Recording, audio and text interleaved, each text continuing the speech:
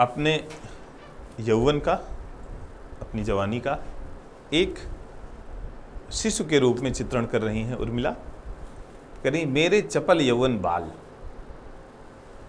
कह रही मेरे चपल, अगर शिशु है तो उसके अंदर चंचलता होती है, चांचल्य होता है, बचपन होता है, जिसे उसी से एक शब्द बना है बचपना।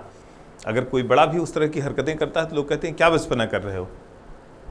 मेरे चपल यौवन बाल अचल अंचल में पड़ा सो, करें मेरे अंचल में, मेरे गोद में पड़े पड़े तुम सो, विश्राम करो, मचल कर मत साल। हम लोग देखते हैं कि जब कोई बालक होता है तो माँ कोशिश ये करती है, उसका प्रयास होता है कि वो गोद में रहे, शांति से रहे, बस खाए पिए और फिर सो जाए।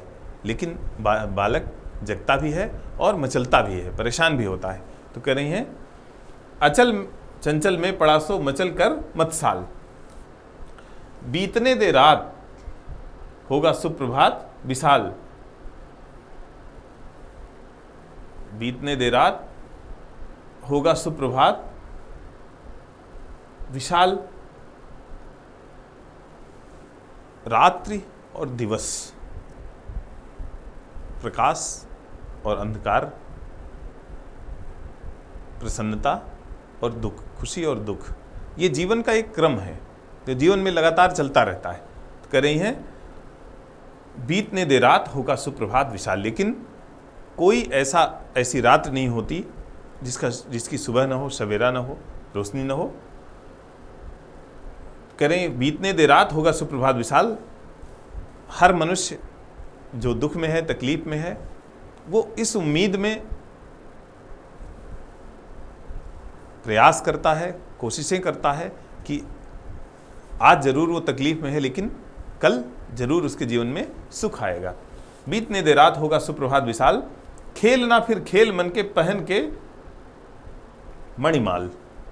करें कि फिर चाहे तुम जितना खेलना, फिर चाहे जितनी क्रीड़ा करना, और पहन के मणिमाल, मणियों की मालाएं। हम लोग जानते हैं भगवान राम, माँ सीता, उनके अनुज लक्ष्मण तीनों वन में हैं। राम को वनवास हुआ था, सभी लोग वनवासी के वेश में हैं, तपस्वी के वेश में हैं, किसी तरह का कोई आभूषण वो लोग धारण नहीं किए हैं। उनके इस वेश के कारण अयोध्या में भी भरत, शत्रुघ्न, लक्ष्मण की पत्नी उर्मिला, मांडवी और श्रुतकीर्ति, सभी लोग तपस्वी के वेश में रहते थे और घर की बजाय उपवन में उन्होंने वन का एक माहौल बना दिया था, वन का वातावरण बना दिया था, वहीं रहते थे। कह रहे हैं खेल ना फिर खेल मन के पहन के मणिमाल, पक रहे हैं भाग्य फल तेरे सुरम्य रसाल। कोई भी फल जब परिपक्व होता है तो थोड़ा समय लगता है, फल लगेगा। और अगर आपने ये कोशिश की कि आज के आज पक जाए, ऐसा नहीं होता है। और अगर आपने कृत्रिम तरीके से ये प्रयास भी किया तो उसमें वो स्वाद, वो टेस्ट नहीं आ सकता है जो प्राकृतिक तरीके से पके हुए फल में आता है। तो कह रहे हैं पक रहे हैं भाग्य फल तेरे सुरम्य रसाल, कह रहे हैं थोड़ा सा इंतजार करो, वेट करो। और रसाल, रस से भरे आम फल का वो उदाहरण दे रही हैं। पक रहे हैं भाग्य फल तेरे सुरम्य रसाल, डर ना अवसर आ रहा है, जा रहा है काल। यानी किसी प्रकार के डर की, भय की आवश्यकता नहीं है। क्यों? क्योंकि वक्त, काल, समय, हम लोग जानते हैं कि वक्त कभी भी एक जगह नहीं रुकता है।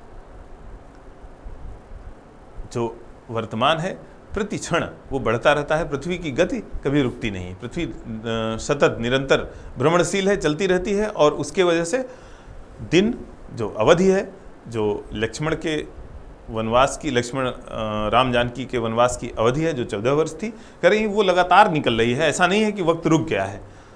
तो कह रही हैं डर ना, अवसर आ रहा है, कह रहे वक्त आ रहा है। किस बात का? क्यों? क्योंकि जा रहा है काल। जो बुरा समय था, जो बुरा काल था, वो निरंतर धीरे धीरे जा रहा है। मन पुजारी और तन इस दुखनी का थाल, कह रहे मेरा मन पुजारी है और जो ये शरीर है वो थाली है मेरी, इस दुखिनी की थाली है। जैसे पूजन के लिए कोई व्यक्ति जाता है तो थाल लेके जाता है और फिर पूजन करता है, उसमें पूजन की सामग्री रखी रहती है। भेंट प्रिय के हेतु उसमें एक तू ही लाल, कह रहे हैं जो उस थाली में अपने प्रीतम को चढ़ाने के लिए एक भेंट है, वो केवल और केवल तुम हो। अपने यौवन को कह रही हैं, तो कह रहे हैं कि तुम्हें ही अर्पित करना है प्रीतम को, इसलिए तुम थोड़ा सा इंतजार करो, बस प्रीतम के आने का समय हो गया है, धीरे धीरे उनके आने का समय हो रहा है। धन्यवाद।